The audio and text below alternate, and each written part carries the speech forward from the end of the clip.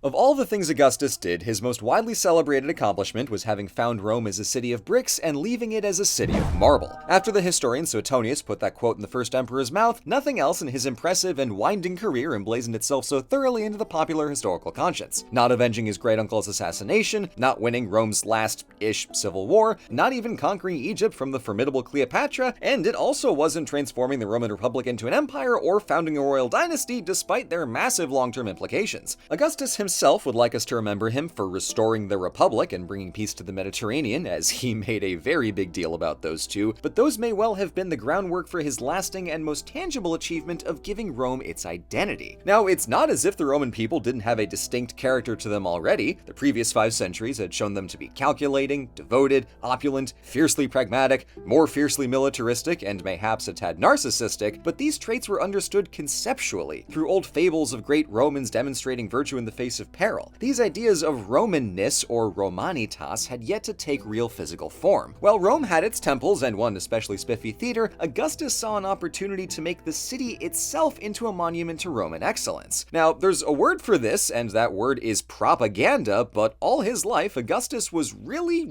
freaking good at it, and his building program was a natural extension of that weaselly talent. But without a doubt, the centerpiece crowning his city of marble, his greatest accomplishment, was a strikingly humble building called the Pacis Auguste, the altar of Augustan peace. To see why, let's do some history. So if we consider the city as Augustus would have, namely, a canvas for imperial propaganda, we should appreciate just how blank it was in the 1st century BC. The city was situated among 7 hills on the east bank of the Tiber River. It was protected by the pre-Republican era Servian wall, and the legal scope of the city was defined by a boundary called the Pomerium. Supposedly, the original course Romulus had plowed when founding his city. Everything inside the Pomerium was the true Rome, while everything outside the Pomerium was just stuff that belonged to Rome. But with trinkets like Athens, Ephesus, and Alexandria, Rome's belongings were rather more impressive than itself, because Rome in the Republican era was fully lacking in the big-ticket megaworks that later came to define it. No Colosseum, no Pantheon, no palaces, no massive baths, and only very recently had Caesar spent his dictatorial winnings on a major forum and upgrades to the Circus Maximus, which even still was an open racetrack with wooden bleachers. Pompey had earlier spent his campaign spoils on a new stone theater and meeting house for the Senate, and that was the single nicest building in Rome, which is cool, but when Alexandria had temples with vending machines that gave out holy water and the most magnificent library in the ancient world, it was time Rome stepped up its game. So, what to build and where? Well, first things first, libraries. Augustus built a library for Greek and Roman literature and a new temple to Apollo on the Palatine Hill, and another one in the portico of his sister Octavia just outside the Pomerium. At the same time, he built another structure further outside the Pomerium, an ornate mausoleum for him and his family that signified his commitment to Rome by his intent to die there. It's a grand tholos-shaped tomb covered with trees, and it was also a giant middle finger to his rival Marcus Antonius, who allegedly wished to be buried in Alexandria rather than Rome.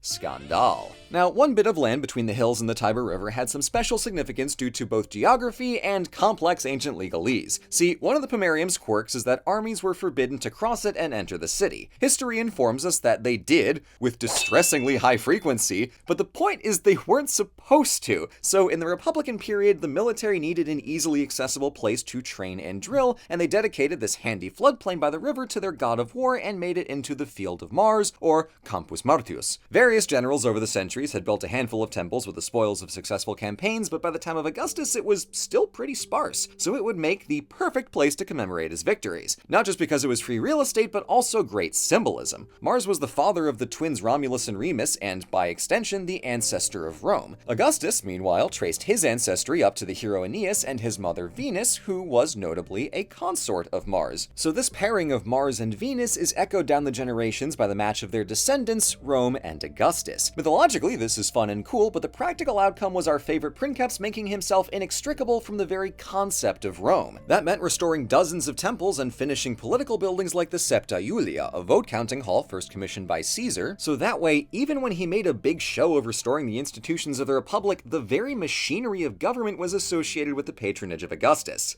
Clever. Bastard, but clever.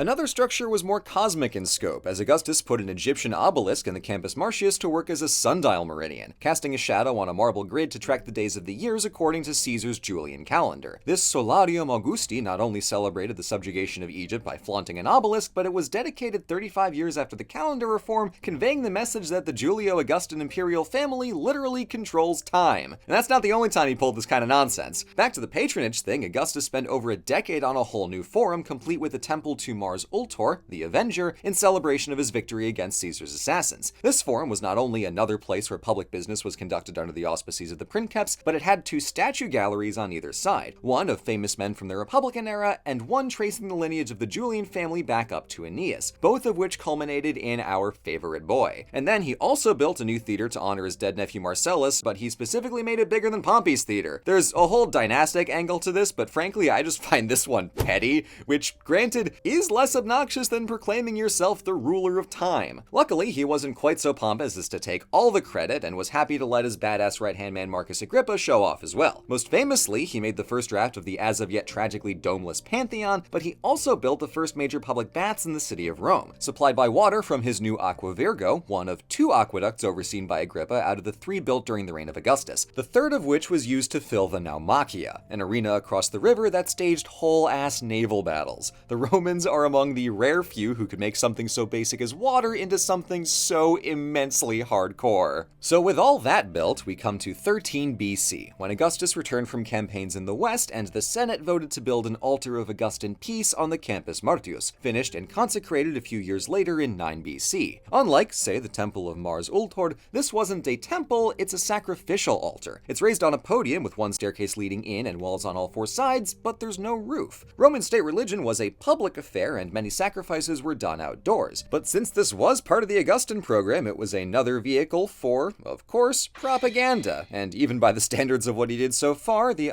Pacis was thick with symbolism, much of it self-serving. The inside walls are decorated with bountiful fruit garlands and ox skulls in the traditional style, and the bottom of the outside walls have ornate floral patterns of acanthus leaves and some 50 other species of plants and animals. As with all classical sculpture work, it would have been painted, so every leaf, vine, and figure were brightly colored and gilded to really sell the natural beauty and the idea of a new golden age that Augustus had created for Rome. Looking upwards now toward the business portion of the frieze, we find a selection of 4 panels depicting mythological scenes. The figures are a smidge dubious to identify, as some panels are quite thoroughly trashed, but we can make some educated guesses. On the front left of the altar is the scene of baby Romulus and Remus with their wolf mom and probably Mars looking over them, while on the right side is a scene of sacrifices made by probably Rome's second king Numa Pompilius, who has strong associations with peace and piety. But people used to say he's Aeneas, so The back right panel has the goddess Roma armored up and sitting on a pile of either her own weapons or one she confiscated, unclear. And finally, there's the real splash panel of anyone from Pax to Roma again to Mother Earth to baby Venus Genetrix holding 2 children that likely symbolize the people of Rome, surrounded by the bounty of the lands on one side and the sea on the other. Exact figures notwithstanding, the combined effect is pretty clear. Front panels show, here's what we came from, and the back panels say, look at us, we did it, Golden Age ahoy! And lastly, the long ends of the altar have paired processional friezes, possibly in reference to the ones on the Parthenon, but here depicting a religious procession from around 13 BC when the altar was commissioned. One side shows politicians and the senatorial elite, while the other shows the extended imperial family as a representation of the Senate and people of Rome. Except here, the people is Augustus's people, rendered so specifically that we can actually pick out individuals like the princeps and his wife Livia, Agrippa and Julia, and even some royal kiddos. One kid is shown being visibly bored and pulling on Agrippa's toga so he can see better, which is pretty adorable, especially by the standards of, again, vigorous propaganda.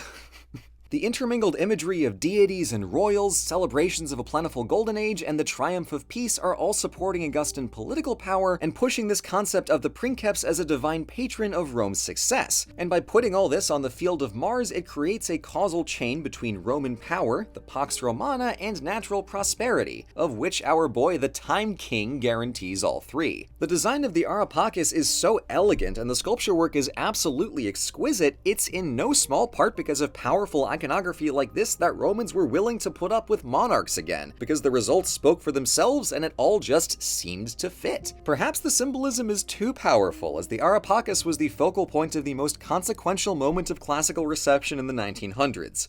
Fascism. After fragments had been re-identified in 1903, the altar was reconstructed adjacent to the mausoleum in 1938 by Benito Mussolini, as part of his propaganda campaign tying himself to Augustus on the 2000th anniversary of his birth. This helped proclaim the glory of the new Roman Empire and justified all the totalitarianism. But whatever subtlety was possessed by the divine son of the deified Julius Caesar, the Lord of Time Imperator Kaiser Augustus, that subtlety was fully lacking in Il Duce Mussolini. So the already fiercely propagandistic iconography of Augustan Rome was flipped on turbo and used by Italian and German fascists as an excuse for, atrocities.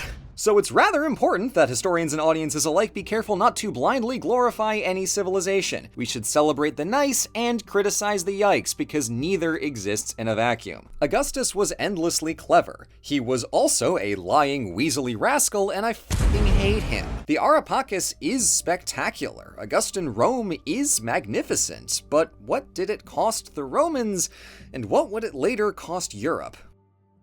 Thank you for watching. I had originally planned to focus in on the Areopagus in particular, but I think the effect is far more complete if we look at the full Augustan building program. And even as I say that, this was just the city of Rome and just the physical projects.